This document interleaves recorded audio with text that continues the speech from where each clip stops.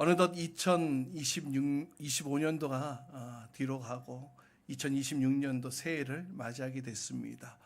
이 새해 첫 번째로 맞이하는 이 신년 주일, 이 성전, 이 예배당에서, 이 강단에서 선포되어지는 모든 말씀마다 주의 능력으로 선포되어지고 또 주의 말씀을 경험케 되어지고 또 매주마다 선포되어진 말씀을 우리 모든 성도님들이 그 말씀의 능력을 얻을 수 있기를 주님의 이름으로 축복합니다. 아멘. 아멘. 새해를 맞이하게 되면 우리 하나님의 자녀들인 성도들은 이런 고민을 하게 되죠. 이제 새해가 됐으니 어떻게 하면 주님의 뜻을 좀 더 잘 따르는 한 해가 될 수 있을까? 이러면서 여러 고민들을 하고 또 소원함들을 생각합니다. 사실 이러한 소원들, 소망함들 매년 반복되는 것이 사실입니다. 작년에도 그랬고 재작년에도 그랬고. 근데 저는 이러한 소망함이 매년 반복되어져야 한다고 생각합니다. 왜냐하면 우리의 삶은 실제이면서 매번, 매순간, 매일, 매년 모든 상황과 환경이 다 다르게 우리의 삶 가운데 펼쳐지기 때문입니다. 뿐만 아니라 우리의 삶 속에 너무나 급박하게 변한 시대 속에서 아주 또 이 민감한 분별력을 요구하는 시대를 우리가 살아가고 있기 때문에 사실 매 순간 매번 주님의 뜻 가운데 살아간다는 것이 말처럼은 쉽지 않기 때문이지요. 이제 우리에게 2026년도를 열어주셨습니다. 새해라는 새로운 환경, 새로운 상황을 우리에게 허락해 주셨는데요. 이 가운데 주님의 뜻을 이루어드리며 살아가는 저녁 될 수 있기를 주님의 이름으로 축복합니다. 그렇다면 이런 질문을 또 우리가 던져드려야 되겠죠. 2026년도 어떻게 하면 우리가 주님의 뜻을 잘 따를 수가 있을까? 오늘 말씀 속에서 주님의 음성을 들을 수 있기를 소망합니다. 이 성령님의 조명하심을 통해 주님의 뜻을 알아갈 수 있는 귀한 시간 될 수 있기를 소망합니다. 이 올 한 해 시작을 하면서 우리에게는 이런 기대가 있습니다. 올 한 해 좀 더 잘 될 거야. 좀 더 성장할 거야. 좀 더 발전할 거야. 이런 기대를 품고 새해를 시작합니다. 하지만 동시에 우리 마음 한켠에는 염려, 불안함들이 동시에 자리 잡고 있는 것이 사실입니다. 지난해에도 마찬가지였지만 올해 역시 경제적으로나 사회적으로 결코 녹록지 않을 것이라는 이런 전망이 아주 지배적이지요. 우리나라를 둘러싼 국제 정세를 봐도 그렇잖아요. 마치 고래 싸움에 새우등 터진다는 듯이 이 국제 정세 속에서 우리의 삶이, 우리 국가의 모습이, 우리의 삶의 모습이 어디로 향해야 될지 마치 안개 속을 걷는 듯한 그런 막막함을 느끼기도 합니다. 여전히 사회는 불안합니다. 여전히 사람들은 모두 다 힘들다고 아우성됩니다. 이러한 기대와 또 불안이 교차하는 이 시점에서 우리 믿음의 사람들은 이 본질적인 질문을 다시 한 번 더 던지게 되죠. 하나님의 자녀로 우리는 이 한 해를 어떻게 시작해야 될까? 하나님의 자녀로서 우리는 어떻게 이 한 해를 살아가야 할까? 여러분, 이제 우리는 세상이 말하는 세상이 이렇게 하면 잘 살아, 이렇게 하면 성공하는 거야, 이렇게 세상이 말하는 성공과 어떤 자기 개발, 어떤 지혜가 아닌 우리는 이제 영원하고 변치 않는 진리의 말씀 속에서 그 해답을 찾아야 할 때가 아닌가 싶습니다. 오늘 이 야고보 말씀을 통하여서 불확실한 세상 속에서 우리가 하늘의 지혜로 어떻게 살아가야 할지 함께 살펴보려고 합니다. 특별히 오늘 이 말씀을 통해서 여러분들 새해 시작하면서 많은 계획들 세워놓으셨죠. 새해는 이렇게 해야지, 이런 것들도 해야지. 여러분이 세워놓았던 그 계획들을 오늘 이 하나님의 말씀의 관점에서 재조명케 되어지고 여러분의 삶이 하나님의 뜻을 알게 되어지는, 알아가게 되는 2026년도가 될 수 있기를 주님의 이름으로 축복합니다. 아멘.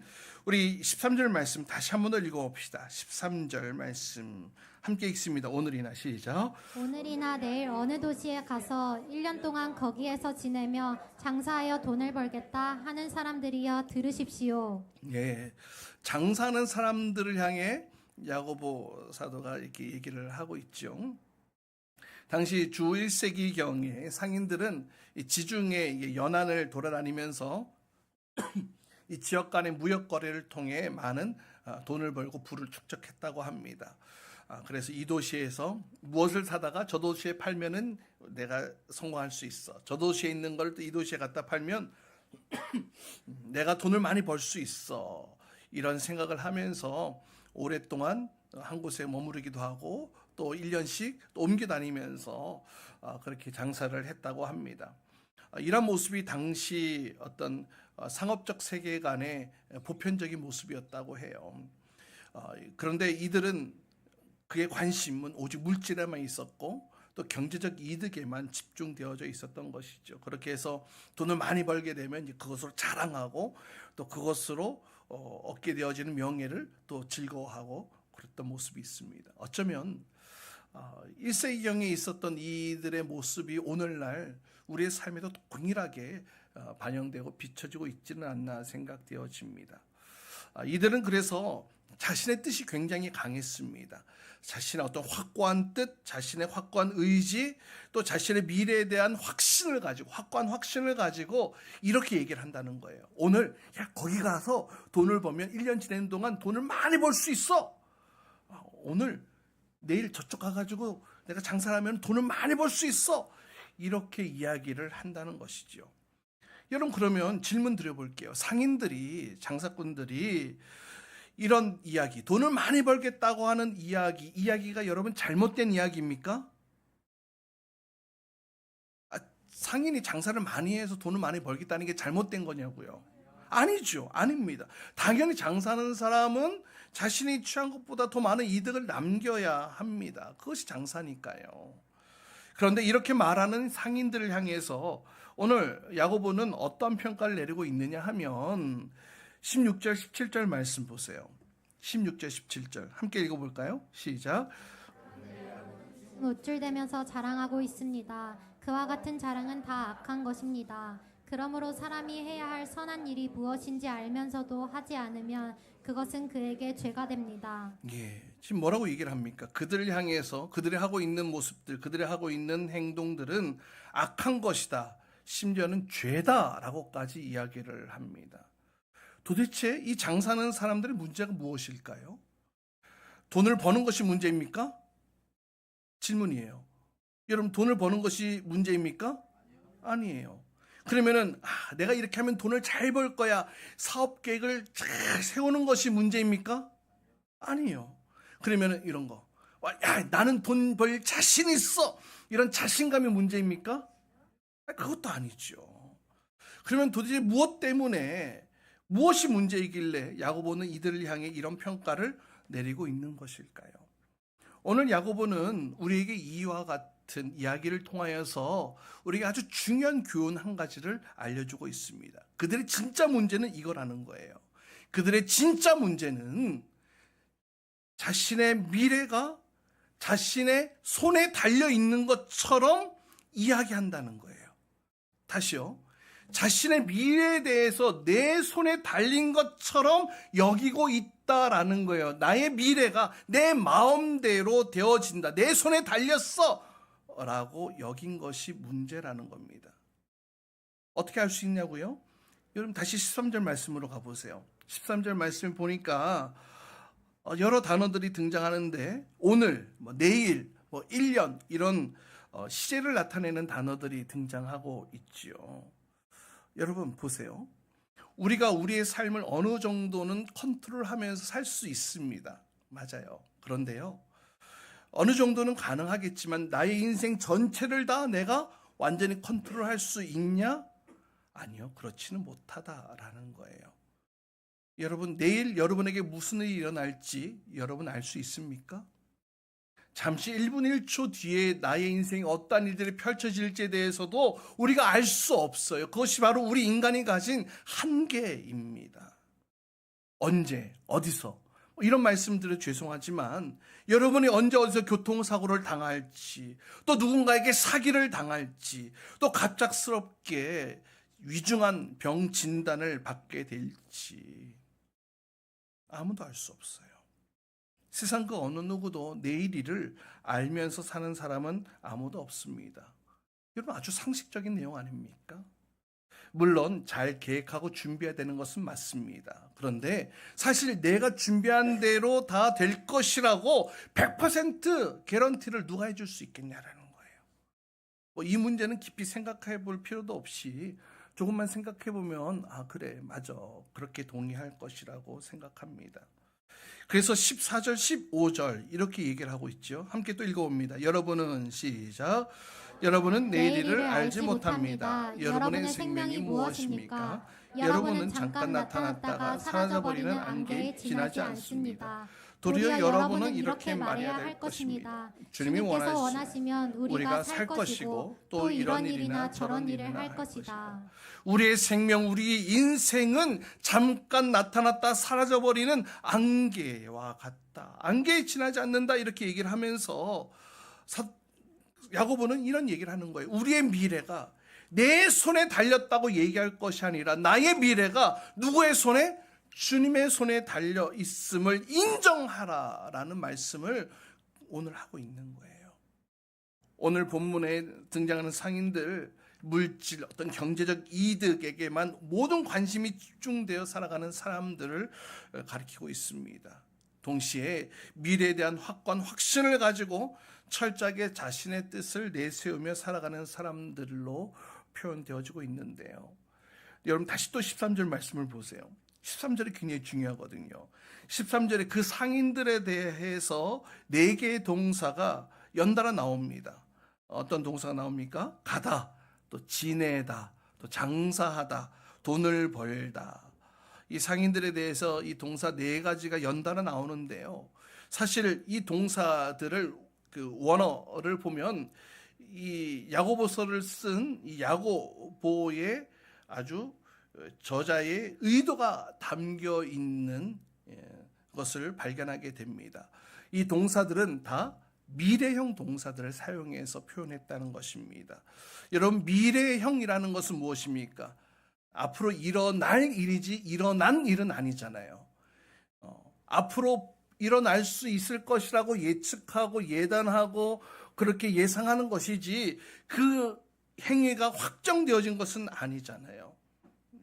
그러니까 지금 이 상인들은 자신들의 말과 행동으로 인해서 미래에 대한 정말 확신을 가지고 내가 이렇게 하면 이렇게 잘 살 수 있어, 이렇게 하면 돈을 많이 벌 수 있어, 그렇게 큰 이득을 구할 수 있어라고 얘기하는 그들을 향해 이 미래형 동사들을 사용을 해서 오히려 어떤 불확실한 그들의 미래에 대한 역설적 표현으로 이렇게 기록을 하고 있는 거예요. 이해가 되십니까? 그들은 확정적으로 그렇게 얘기를 하고 있지만 사실 그들의 미래는 불안정한 미래다라는 것을 의미하죠. 그래서 17절은 이제 결론인 것이죠. 그러므로 하고 있기 때문에 앞에 있는 내용들, 지금 이 상인들에 대한 내용들에 대한 결론입니다. 함께 17절 읽어봅시다. 시작. 그러므로 사람이 해야 할 선한 일이 무엇인지 알면서도 하지 않으면 그것은 그에게 죄가 됩니다. 사람이 해야 할 선한 일이 무엇인지 알면서도 하지 않으면 그것이 죄다. 이렇게 얘기를 합니다. 그러면 또 여기서 또 질문이 생기겠죠. 그러면은 그 선한 일은 무엇입니까? 또 알면서 하지 않는 그 일은 무엇입니까? 이런 궁금증들이 생겨나게 될 것입니다. 결국 오늘 이 내용을 쭉 살펴보면 야고보 사도가 얘기하는 이 선한 일이란 미래가 하나님의 손에 달려 있음을 인정하는 것이 바로 이 선한 일이다. 그리고 이 알면서도 하지 않는 일이라는 것은 결국 나의 미래를 내가 보장 못하잖아요. 내가 개런티하지 못하는 것, 이 사실을 알면서도 나의 미래가, 나의 장래가 내 손에 달려 있다, 이렇게 생각하고 이야기하는 교만, 오만함을 의미하는 것입니다. 그래서 선한 일, 즉 미래가 하나님의 손에 달려 있음을 알면서도 하지 않는 것이 죄다, 이렇게 성경은 말하고 있습니다. 그래서 정리하면 이렇게 되는 거예요. 선이란 장래가 하나님 손에 달려 있다고 생각하는 것이고, 악이란 장래가 나의 손에 달려 있다고 생각하는 것. 사랑하는 여러분, 물론 우리의 인생 잘 계획해야 됩니다. 잘 준비해야 됩니다. 그것이 매우 중요합니다. 하지만 더 중요한 것이 있다는 거예요. 이 모든 것은 내 손에 달려있는 것이 아니다라는 거예요. 내 마음대로 내 계획대로 되는 것이 아님을 인정해야 된다는 것입니다. 그럼 누구의 손에 달려있다고요? 하나님 손에. 우리의 미래가 하나님 손에 달려있다는 사실을 우리가 인정하게 된다면 그러면 당연히 우리의 미래를 누구에게 맡기겠어요? 하나님께 맡기는 거예요. 여러분의 인생 여러분이 보장할 수 있습니까? 여러분의 인생 어떻게 성공할지 누가 보장해 줄 수 있냐라는 거예요. 우리 스스로도 보장하지 못하고 어느 누구도 보장하지 못하는 이것을 가지고 내 힘대로 내 능력대로 이것을 믿고 살아가는 것이 성경에서는 죄다라고 얘기를 하고 있습니다. 우리가 그동안 살아오면서 성공의 기억들도 있을 것입니다. 하지만 내가 확신을 가지고 야 이거 분명히 돼 라고 했음에도 불구하고 때론 실패했던 기억들도 있을 것입니다. 지난해 여러 가지 사건들이 우리 안에 일어났을 텐데요. 예외도 아니었을 것입니다. 그리고 나서 그런 시간들을 지나고 나면 깨닫게 되는 한 가지가 있는데요. 오늘 시편 기자의 말씀을 빌어서 이렇게 표현하고 싶어요. 시편 127편입니다. 우리 같이 함께 읽습니다. 시작.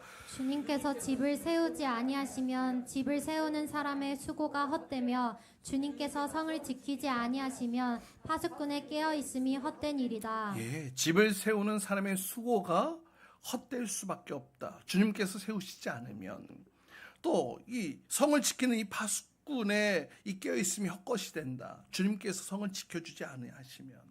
여러분 우리의 인생의 정답이 바로 이것 아니겠습니까? 하나님이 함께 해 주셔야 됩니다. 하나님이 역사해 주셔야 됩니다. 하나님이 세워 주셔야 되고 하나님이 지켜 주셔야 가능한 거예요.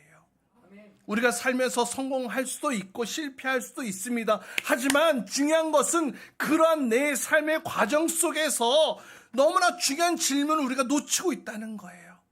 그 중요한 것이 무엇이냐? 바로 이것입니다. 이 성공과 실패 안에 과연 주님의 뜻이 있었는가? 나에게 일어났던 그 수많은 성공들과 수많은 실패들 가운데에 과연 주님의 뜻이 있었는가? 이 질문을 우리에게 던져야 한다는 거예요. 오늘 본문에 등장한 상인들은 바로 이런 것들이 없었다라는 것입니다. 자신의 미래가 자신의 손이 아니라 하나님 손에 달려 있음을 인정해야 함에도 불구하고 여전히 나의 미래가 내 손에 달려 있어. 내 능력에 따라 달린 거야. 그러니까 하나님께 묻지도 않고 하나님께 의뢰하지도 않고 자신의 뜻과 자신의 능력을 앞세워 살아가는 사람들의 이야기로 표현되어지는 것이죠. 성경에서는 그와 같은 모습을 분명히 뭐라고 얘기를 합니까? 죄다라고 얘기를 하고 있습니다. 그렇다면 오늘 2026년도 새해를 시작하면서 우리 성도들이 어떻게 출발해야 될지 오늘 말씀 가운데에 두 가지 교훈을 함께 살펴보려고 합니다. 첫 번째, 새해를 출발하면서 우리는 먼저 하나님의 뜻을 구해야 됩니다. 한번 따라해 봅시다. 하나님의 뜻을 구해야 합니다. 하나님의 뜻을 구하는 것은 그럼 무엇입니까? 하나님의 뜻을 구한다는 것은 하나님이 우리에게 원하시는 것이 무엇인지를 알아야 우리가 주님의 뜻을 구할 수가 있겠죠. 그리고 그 주님의 뜻대로 살아가는 모습을 의미합니다. 하나님의 뜻을 구하기 위해서는 하나님과의 관계가 또 바로 세워져 있어야 돼요. 또 하나님의 마음을 이해할 줄 알아야 되고요. 또 우리의 힘과 능력으로는 안 되기 때문에 성령의 능력을 힘입어서 그 일에 동참하는 것을 의미합니다. 그래서 에베소서에서는 이렇게 권면하고 있어요. 그러므로 어리석은 자가 되지 말고 주님의 뜻이 무엇인지 깨달으십시오. 우리를 향해 말씀하고 있는 거예요. 주님의 뜻이 무엇인지 깨달으십시오. 2026년도 여러분의 인생을 향한 주님의 뜻이 무엇인지 깨달으십시오. 그런데 오늘 본문에 등장하는 이들은 그런 하나님의 뜻에 관심이 없었다는 겁니다. 그냥 오로지 돈 하면서 돈을 많이 벌어 부자가 되려고 하는 이 물질 세계의 세계관에 함몰되어 살아가는 그런 사람들이었다는 겁니다. 물론 세상의 관점으로 보면, 세상의 기준으로 보면 장사해서 돈을 많이 벌고 잘 계획 세워가지고 큰 부를 이루는 것 잘못된 거 없습니다. 예. 남들보다 이득을 취하기 위해 더 많은 또 이윤을 남기기 위해 열심히 애쓰는 것 당연한 일인 것입니다. 하지만 사랑 여러분, 우리가 이미 앞서 살펴본 대로 우리가 알아야 될 것은, 지금 제가 말씀드린 것은 이 상인들의 어떤 돈벌이의 그 과정을 비난하는 것이 아니에요. 진짜 문제는 뭐라고요? 그 과정 속에 주님의 뜻은 생각하지도 않고 그들의 일련의 계획을 오로지 세속적 욕심으로만 가득 채워 넣었다는 거. 하나님의 뜻이 빠졌다는 거예요. 그의 인생 속에, 그의 삶 속에 세상의 것들로만 채워 놓았지 하나님의 뜻을 아는 내용들은 빠져 있다는 것입니다. 오늘 이 한 해를 시작하면서 우리의 마음과 생각 속에 이 세속적인 욕심에만 매달려서 우리의 계획들 세워서는 안 된다는 거예요.